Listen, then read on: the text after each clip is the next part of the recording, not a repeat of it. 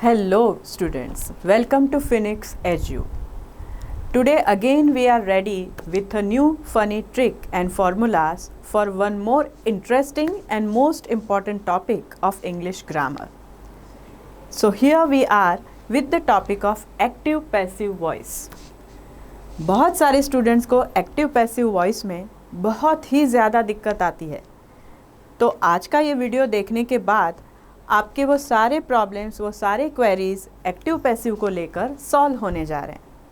So are you all ready? Let's begin then. अब active passive voice के लिए 4 basic rules आपको यहाँ पर याद रखने हैं. जैसे कि आप देख सकते हैं, चारों रूल्स यहाँ पर लिख कर रखे हैं आपके लिए. रूल नंबर 1, दिए गए सेंटेंस में सब्जेक्ट और ऑब्जेक्ट इन दोनों को हमें इंटरचेंज करना है.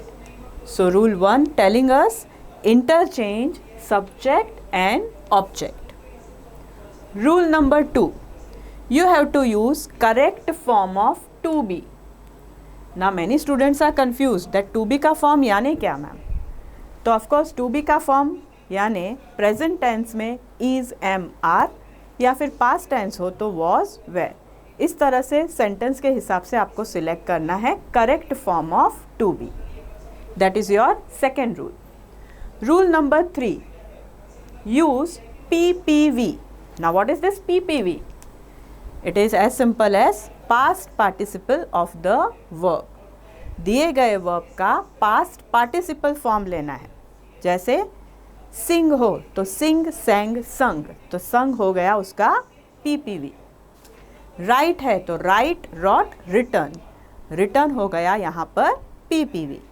तो you have to use the proper form of PPV, past participle of the verb. Rule number 4, add by and follow the table. Past participle of verb के बाद आपको तुरंत by add करना है, by लगाना है और उसके बाद एक छोटा सा टेबल आपको फॉलो करना है. कैसा टेबल? आसान सी बात है, जहाँ पर दिया हो ही वहाँ पे हम लिखेंगे by him. अगर दिया है she तो हम लिखेंगे by her, we हो तो by us और they दिया हो तो by them. ये छोटा सा टेबल इसी तरह आपको याद रखना है.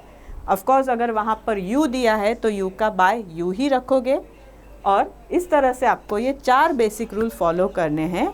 तो आपको एक्टिव पैसिव वॉइस को इंटरचेंज करने में बहुत आसानी हो जाएगी.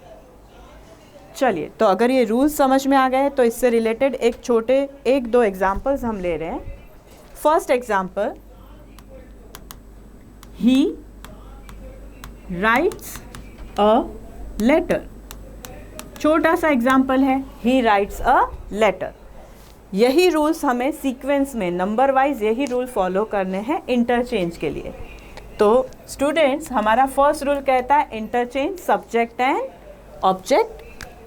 अब दिए गए सेंटेंस में आप अगर मार्क कर लोगे ना सब्जेक्ट, ऑब्जेक्ट और वर्ब, तो आपका काम और आसान हो जाएगा. तो दिए गए सेंटेंस में हम पहले मार्किंग कर लेते हैं. यहाँ पे सब्जेक्ट और ऑब्जेक्ट यानी हमारा जो सेंटेंस दिया है ही राइट्स अ लेटर, यहाँ पे हमने मार्किंग कर लिया ही, अ लेटर, ही है हमारा यहाँ पे सब्जेक्ट, लेटर है ऑब्जेक्ट और राइट्स है हमारा यहाँ पर वो. अब इनकी जगह हमें चेंज करनी है रूल वाइज. तो रूल वाइज हम पहले ले लेंगे ऑब्जेक्ट. तो हमारा सेंटेंस शुरू हुआ अ लेटर से, सो आंसर शुरू हुआ अ लेटर. ये हो गया रूल 1 के हिसाब से चेंज. आगे बताया गया है correct form of to be. अब दिया गया सेंटेंस प्रेजेंट टेंस में है, अ लेटर यानी एक ही लेटर की बात हो रही है, तो प्रेजेंट टेंस एंड सिंगुलर, इसलिए हम यूज़ करेंगे इज. टू बी का फॉर्म हमने यूज़ किया is, a letter is. Rule number 3, use past participle of the verb. दिए गए सेंटेंस में वर्ब है राइट. राइट का पास्ट पार्टिसिपल हम करेंगे तो हो जाएगा written. So a letter is written. और आगे फोर्थ रूल की हिसाब से हम लगाएंगे बाय, और क्योंकि यहाँ पे ही दिया था तो बाय हिम हो जाएगा. इस तरह से अगर आप सीक्वेंस में ये 4 रूल्स फॉलो करते हो तो कोई भी सेंटेंस दिया हो आप बड़ी आसानी से उसको एक्टिव से पैसिव में चेंज कर सकते हैं. So again rapidly repetition of the important rules. Rule number 1, interchange subject and object. Second, use correct form of to be. Third, use PPV, that is past participle of the verb.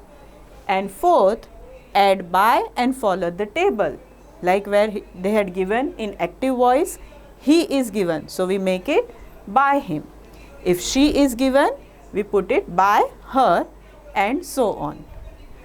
So students, this is only part 1 of our active passive rule formulas which are important and help you to solve the sentences.